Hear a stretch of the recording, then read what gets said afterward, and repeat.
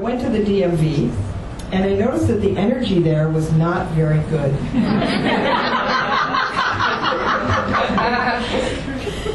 People were clutching their papers and sitting on folding chairs. Nobody was talking to each other, and it was just not a good environment. But I sat there with everyone, and then I couldn't stand it anymore.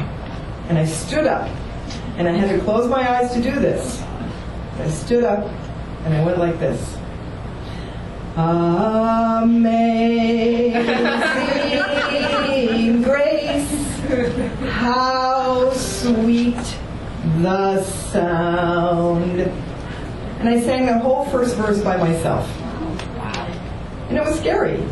But then the second verse, different people started joining in. Well, by the end of the third verse, the whole place was singing, including the people behind the bulletproof glass.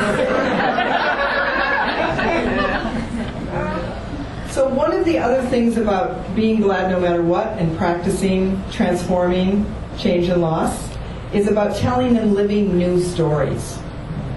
It's very important at certain healing stages to tell a story repetitively until you work your way through it. However, some of us, myself included, could get stuck and start dwelling in a story and start fixating on a story. So I was back the next week at the DMV, and I met a person. I met a woman who was very upset and said, I need my vehicle identification number and no one is helping me, and I have to get back to work, and I don't know how to do this. And I said, well, I happen to know the car dealership will fax over your VIN number if you ask. Oh, okay. So she went over, and the person behind the bulletproof glass said she would do this, and said it would be about 10 minutes. And I was so excited to hear this, because here it was transformed and solved. The woman joined me along the side of the wall and sat down and turned to me and said, this is just my luck. And I said, what did you say? She said, this is just my luck. This is the kind of thing that happens to me. I can't have to wait 10 minutes now to get my VIN number. And I said, wow. I said, I helped you, and the woman behind the glass helped you, and the car dealership helped you, and this is the story you're telling? And she looked at me, she said, who are you? I said, I'm a transformational change agent, and so are you. And it's your business to note the miracles as they occur and create a better environment for everyone around you. She said, okay. She really was scared of me. I was mad. So then I'm back there the following week. I have friends now that are saying, you should just set up a station in the DMV. SARK Solution Station. Transformational Change Agent. And I'll be behind bulletproof glass. But this woman was clutching some papers, and she was crying. And she said, I just got a $275 ticket in the bus zone, and I can't pay it. And I wasn't even out of my car. They caught me on a camera. She said, and my car's at a meter that's about to expire, and I have to get back to work. And I said, well, let's transform this. She said, well, how are you going to do that? And I said, well, first of all, I'll go fill your meter so it doesn't run out. And she said, well, my car's 12 blocks away. And I said, well, good, because I like walking. And she said, but I don't have any quarters. And I said, well, that's fine, because I do. And then she said, wait a minute, why would you do this? And I said, oh, there's a condition. And she said, what is it? And I said, that you tell this story and not the story of the $275 ticket in the bus zone. She said, I can do that. And so I walked that mile to her car, and I put in all those quarters, and I left her a little note on her windshield to remind her, you are a transformational change agent. Pass it on. So how many people here know they have a wise self and feel you could call it a higher self? Okay, how many people aren't sure? They just don't know. They've never thought of it. If you've got your arms crossed.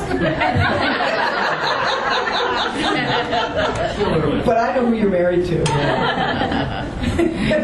Everybody has a wise self. Everybody has one. It's your higher self. It's pure positive energy. It's a witness to everything that happens in your life. And you can really awaken that wise self and have it come out and help you in all the circumstances of your life. This is also related to intuition. And everyone's an intuitive. And so often we kind of endow others, well, they they're an intuitive. They've named it. But the truth is we're all intuitive, and we all have a wise self. Now let's talk about awakening it. And let me give you some examples. Again, fresh examples. I like those fresh examples.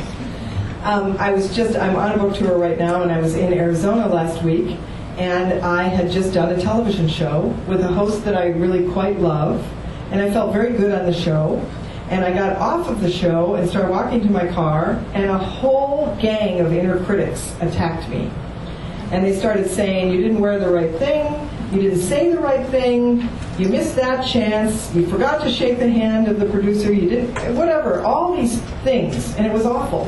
And I felt awful. And I was really upset. And I thought, why do I need to have this? And, I talk in my book about dealing with your inner critics. There are different ways to do it. One of the most powerful ways is to turn them into allies, and you dialogue with them, and you turn them into the allies that they really are. That's a body of work that I engage in, that I recommend. There are other times to stop your inner critics and actually send them to other places. I send mine all over the world to help in different parts of the world that need help. So you reassign them and you give them jobs, because inner critics just want to work. They don't care what they work on. And if you don't give them something to do, they will work on your life. So I have a whole group in Haiti right now. I have a group. Years ago, I sent a group to Madagascar searching for rare lemurs, and they've never come back. That was a very successful one. But what I did in Arizona last week was the first time I'd ever done this. I pulled into the parking lot of a grocery store, and I got out of my car, and I looked, and there was a police officer in his squad car, just getting out of his squad car. And I went over to him and I said, could I make an unusual request? And he said, it depends on what it is. I said, well, I just did a television show. I'm an author on a book tour.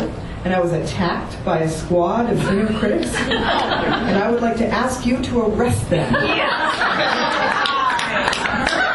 And take them to jail until the end of my book tour. And he said, there was this little pause, and he said, I can do that. I know about inner critics. And he opened the back door of his squad car.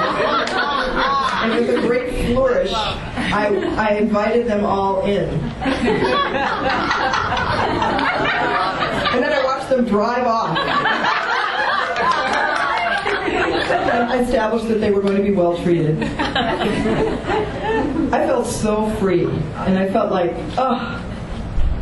So I share that with you to use. I had my inner critics arrested, and so can you. So, it's how we respond to what happens in our life, and a lot of people are in reaction. And they gather up the incidents, and they make a case, and they present their evidence, and then they keep repeating it.